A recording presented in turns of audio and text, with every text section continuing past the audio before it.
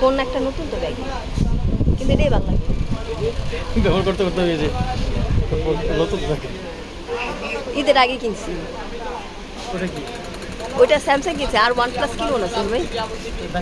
দাগ পড়ে যায় একটা ফোন 1 বছরও ব্যবহার করা যায় না